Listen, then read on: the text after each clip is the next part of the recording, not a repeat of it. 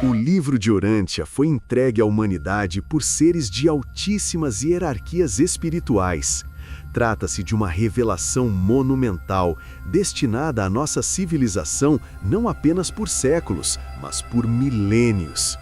Seu propósito é preparar o homem para os próximos 1000 anos, revelando segredos profundos sobre o universo, sobre Deus, a vida, a morte e os grandes mistérios da criação divina.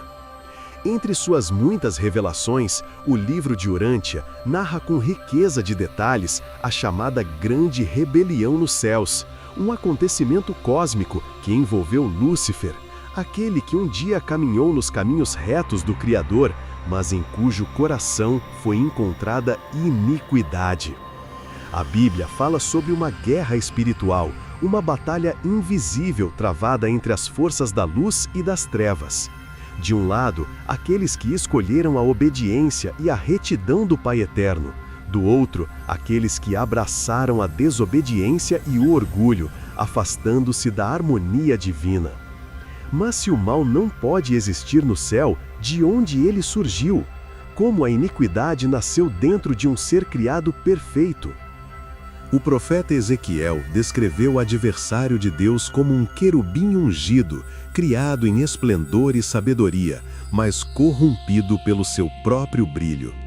Perfeito eras nos teus caminhos desde o dia em que foste criado, até que se achou iniquidade em ti.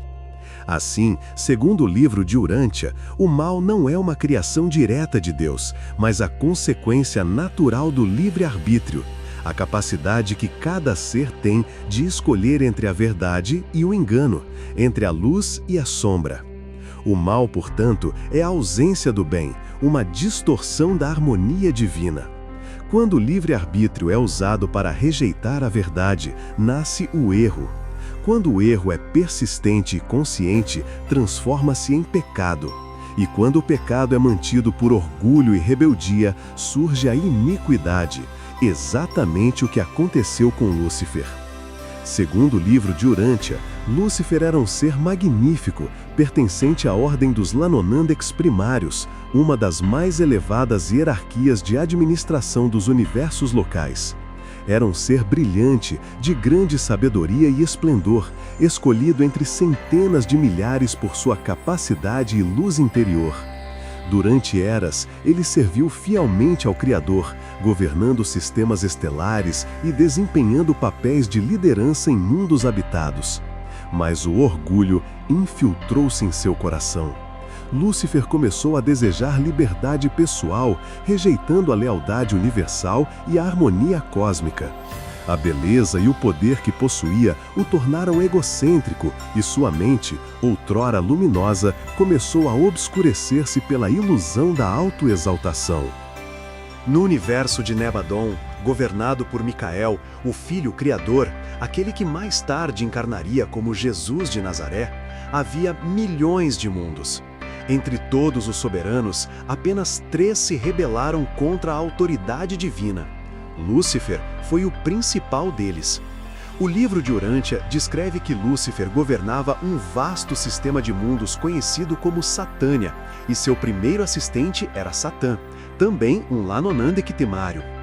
Outro ser, Caligástia, que mais tarde seria o príncipe planetário de Urântia, o nosso planeta, também se uniu à rebelião, tornando-se o chamado Deus deste mundo, o tirano espiritual que influenciaria a humanidade nas sombras. Mesmo após sua queda, muitos seres ainda respeitavam Lúcifer por causa de sua antiga posição hierárquica. Mas, à medida que sua rebeldia se espalhava, o universo começou a reagir. O arcanjo Miguel, representante de Cristo Micael, enfrentou o rebelde, e os registros sagrados afirmam que houve guerra no céu. Mas essa não foi uma guerra como as conhecemos, feita de espadas, sangue e fogo. Foi uma guerra espiritual, travada nas dimensões da consciência e da lealdade cósmica. Os exércitos angelicais se dividiram entre a luz e as trevas. 1/3 dos anjos do sistema se desviou, acompanhando Lúcifer em sua insurreição. Segundo o livro de Urântia, essa guerra não foi apenas uma disputa de poder, mas de ideias. Lúcifer começou a semear dúvidas sobre a existência do Pai Universal, o Deus Supremo que jamais havia se manifestado visivelmente aos seres inferiores. Ele acusava Micael, Jesus e os anciãos dos dias, governantes supremos dos superuniversos, de serem tiranos que controlavam a criação por meio do medo e da submissão. Proclamava liberdade absoluta, autonomia total e independência do governo divino. Seu lema era: Deus é uma ficção e a liberdade é a verdade suprema. Para Lúcifer, os mortais não precisavam ser aperfeiçoados nem guiados por planos divinos. Ele considerava o processo de ascensão espiritual uma forma de escravidão. Dizia que os seres humanos poderiam alcançar a imortalidade por si mesmos, sem depender do amor ou da graça do Criador. Foi nesse contexto que ele redigiu seu famoso Manifesto de Liberdade, apresentado diante de milhões de seres durante o Grande Conclave de Jerusalém, há cerca de 200 mil anos, segundo o tempo terrestre. Esse manifesto desencadeou a maior revolta espiritual de toda a história cósmica. Mesmo assim, a misericórdia foi oferecida a Lúcifer e aos seus seguidores. O Criador, em sua infinita bondade, lhes deu a chance de arrependimento. Mas o orgulho os cegou. Recusaram o perdão e a rebelião se consolidou. O livro de Urântia explica que, quando Micael de Nébadon veio à Terra na forma humana de Jesus Cristo, ele o fez como parte de sua missão suprema de auto-outorga, o sacrifício voluntário de descer até o nível mortal para reconquistar espiritualmente os mundos afetados pela rebelião. Durante sua vida e morte na Terra, Jesus enfrentou espiritualmente as forças das trevas que Lúcifer, Satã e Caligástia haviam lançado sobre o planeta. E foi por meio de sua crucificação e ressurreição que o Mestre triunfou, selando o destino dos rebeldes. O triunfo de Cristo representou a libertação de incontáveis almas que estavam sob domínio espiritual das trevas. Sua morte na cruz não foi apenas um ato humano de sacrifício, mas uma vitória cósmica. Com ela, o dragão, símbolo do poder rebelde, foi acorrentado e muitos anjos caídos foram confinados às esferas inferiores, aguardando o julgamento final dos anciãos de dias. O livro de Urântia descreve que a guerra nos céus foi muito mais terrível do que qualquer conflito físico já ocorrido na Terra. Não porque envolvesse armas ou destruição material, mas porque afetava a vida eterna das criaturas envolvidas. Grande parte das hierarquias intermediárias foi corrompida. Querubins, serafins e até filhos materiais de ordem elevada se perderam. Na Terra, os reflexos dessa queda se manifestaram de várias formas, desde práticas de feitiçaria, manipulações genéticas indevidas e doutrinas distorcidas, até a disseminação do orgulho, da ganância e da imoralidade. Lúcifer, o portador da luz, transformou-se no portador do engano, e seu conhecimento proibido passou a ser usado contra a própria humanidade. Mas Deus, em sua infinita misericórdia, não abandonou sua criação. Jesus veio à Terra movido por amor incondicional para resgatar o homem das sombras e reacender a chama divina no coração humano. Sua auto-outorga foi o ato de maior compaixão do universo, e seu sacrifício selou a vitória da luz sobre as trevas. Sem ele, estaríamos em um mundo sem lei, dominado por forças demoníacas.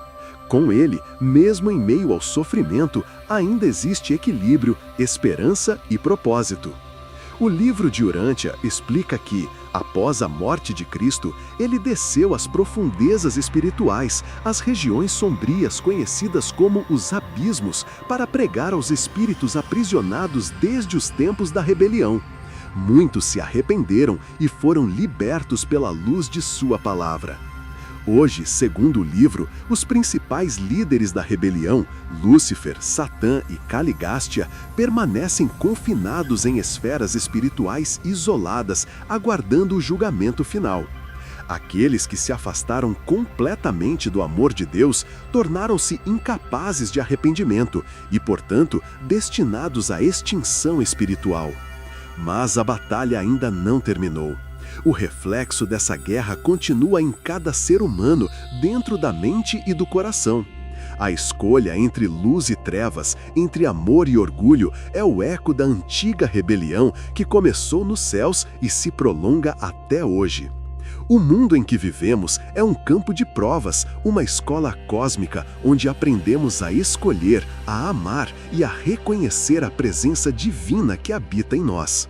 E se hoje ainda existe esperança, é porque o Mestre Jesus, o Micael de Nebadon, continua sendo o governante legítimo de Urântia, aquele que venceu a morte e nos devolveu a liberdade espiritual. Toda a honra e toda a glória a Ele, o Verbo que se fez carne e habitou entre nós, a imagem visível do Deus invisível, o mesmo Deus cuja existência Lúcifer um dia ousou duvidar. Hoje, quando olhamos para o mundo, para a confusão espiritual, o caos político, a manipulação das massas e a perda de valores que parece engolir a humanidade, é impossível não perceber os ecos da antiga rebelião que começou há centenas de milhares de anos nos céus. O conflito que nasceu da arrogância de Lúcifer ainda pulsa silenciosamente dentro de cada um de nós. A guerra espiritual nunca foi uma metáfora, ela é real, invisível, mas presente. Não se trava nas estrelas distantes, mas no íntimo da mente humana. No instante em que escolhemos entre a verdade e a mentira, entre a humildade e o orgulho, entre servir ao amor ou servir a nós mesmos. Cada pensamento egoísta, cada ação movida pelo ódio, cada manipulação e cada mentira são fagulhas dessa antiga rebeldia, reacendendo o mesmo fogo que um dia consumiu Lúcifer e os que o seguiram. A diferença é que agora, neste pequeno mundo chamado Urântia, a história encontra sua reta final. O livro de Urântia afirma que a humanidade vive em um momento crítico do plano universal, a era da iluminação interior. A revelação foi dada não para aprisionar, mas para libertar. Não para impor crenças, mas para expandir a consciência. E essa expansão começa quando reconhecemos que o verdadeiro inimigo não é externo, é interno. É o próprio ego que nos separa da centelha divina. Lúcifer não caiu por falta de luz, mas por se encantar demais com o brilho de sua própria chama. E essa é a lição mais profunda que o universo nos oferece. O mal nasce quando a criatura se esquece do Criador dentro de si. Hoje, bilhões de seres humanos vivem sob a ilusão da liberdade absoluta. A mesma promessa feita por Lúcifer em seus dias de glória. Liberdade sem verdade, liberdade sem amor, liberdade sem responsabilidade. E o resultado é o mesmo: destruição espiritual, vazio, solidão. O manifesto de liberdade de Lúcifer ecoa até hoje nas ideologias que negam o divino, nas doutrinas que colocam o homem como o centro do universo e nas instituições que adoram o poder em vez da verdade.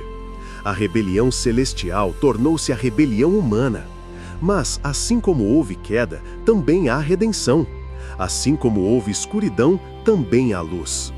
O Filho Criador, aquele que conhecemos como Jesus, veio até nós não apenas para fundar uma religião, mas para restaurar o elo perdido entre o homem e Deus.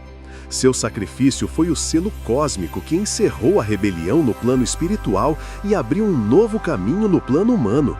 Quando ele pronunciou as palavras "está consumado", não falava apenas de sua morte, mas do cumprimento de um plano universal, o fim do domínio das trevas sobre o coração humano. E ainda que o mal resista por um tempo, o seu destino está selado. O livro de Urântia afirma que, um dia, os rebeldes serão julgados pelos anciãos de dias e sua existência será apagada da memória do universo. Não haverá mais dor, nem engano, nem sombra. Apenas a luz viva do Pai Universal preenchendo todos os mundos. Mas até que esse dia chegue, a escolha permanece. Cada alma humana é um campo de batalha onde se decide o destino da criação. Em cada pensamento há um voto a favor da luz ou da escuridão. Em cada gesto de amor, um golpe contra o orgulho que arruinou os céus. Talvez essa seja a razão de vivermos em um planeta tão atormentado. Urântia é a arena da redenção.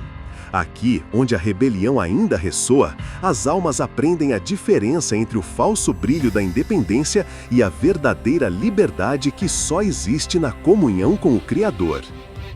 E é aqui, neste pequeno mundo, que o drama cósmico alcança seu clímax final.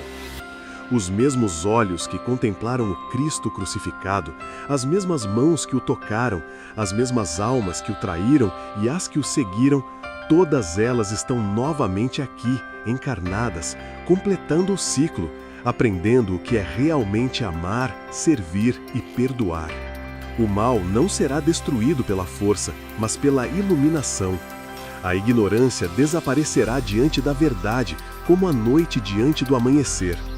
E quando a luz do conhecimento e do amor divino preencher o coração humano, o eco da rebelião se calará para sempre. O universo então respirará em harmonia. Os mundos voltarão a cantar em uníssono, e Urântia, a Terra, deixará de ser o planeta da dor para tornar-se o planeta da promessa cumprida. O livro de Urântia termina nos convidando à mais simples e mais profunda das tarefas: reconhecer que Deus vive dentro de nós. O fragmento do Pai, o ajustador do pensamento, habita cada mente humana, silenciosamente, esperando que despertemos. Quando essa consciência for plena, não haverá mais guerras, religiões, fronteiras ou dogmas, apenas seres de luz, co-criadores de um universo vivo, vibrando em amor e verdade. E talvez, nesse dia, os ecos da antiga rebelião se transformem em uma nova sinfonia, a canção da redenção, onde até mesmo os nomes Lúcifer e Urântia deixarão de representar queda e dor e passarão a significar aprendizado e vitória. Porque no fim, o mal é apenas o professor daquilo que o amor precisa ensinar.